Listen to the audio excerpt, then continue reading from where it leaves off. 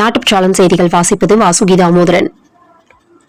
இந்த மாதம் நவம்பர் 24ஆம் தேதி நமது கோவையில் அமைந்துள்ள செம்மொழி பூங்கா திறப்பு விழா மாண்புமிகு தமிழக முதல்வரால் திறந்து வைக்கப்படுகிறது. பீகார் சட்டமன்ற தேர்தலில் பாஜக கூட்டணி வெற்றி பெற்று ஆட்சியை தக்க வைத்திருக்கிறது. மொத்தமுள்ள 743 தொகுதிகளில் பாஜகவின் தேசிய ஜனநாயக கூட்டணி 202 தொகுதிகளை கைப்பற்றியுள்ளது. உலக புகழ் வாய்ந்த மதுரை மீனாட்சி அம்மன் கோவில் நிலத்தில் கிறிஸ்தவ கட்டுமானம். மதுரை கலெக்டர் மற்றும் பிஷப்பிற்கு மதுரை உயர்நீதிமன்றம் கிளை நோட்டீஸ். தற்போதைய நிலை தொடரவும் உத்தரவு. தற்போது நடந்த பீகார் சட்டசபை தேர்தலில் பாஜக சார்பில் அலிநகர் பகுதியில் போட்டியிட்டு 25 வயது பாடகி மைதிலி தாகூர் RJD வேட்பாளரை விட 11,730 வாக்குகள் வித்தியாசத்தில் வெற்றி பெற்று இளம் வயதில் சாதனை படைத்துள்ளார்.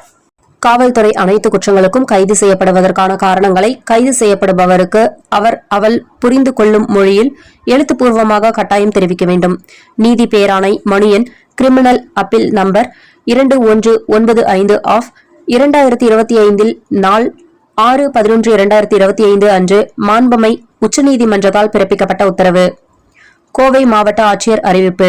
வாக்காளர் விண்ணப்ப படிவம் குறித்து ஏற்படும் சந்தேகங்களுக்கு சனி 15, ஞாயிறு 16 தேதிகளில் காலை 10 மணி முதல் மாலை 6 மணி வரை நீங்கள் வாக்களித்த வாக்குச்சாவடிகளில் சிறப்பு முகாம் நடைபெறுகிறது.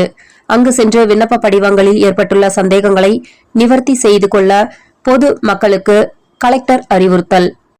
தமிழக ஆட்சி நிர்வாகத்தின் மீதான சாதகமான எண்ணம் இல்லாததால் சர்வதேச நிறுவனங்கள் வேறு மாநிலங்களுக்கு செல்வதாக அண்ணாமலை புகார்.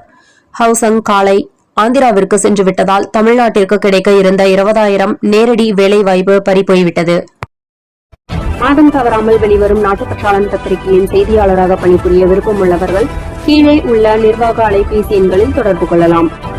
7947789115 மற்றொரு எண் 994434 4103. நாட்டுப்பற்றாளன் யூடியூப் சேனலில் விளம்பரம் செய்து பயன்பெறுங்கள். நமது நாட்டுப்பற்றாளன் செய்திகளை அறிந்து கொள்ள யூடியூப் சேனலை சப்ஸ்கிரைப் செய்யுங்கள்.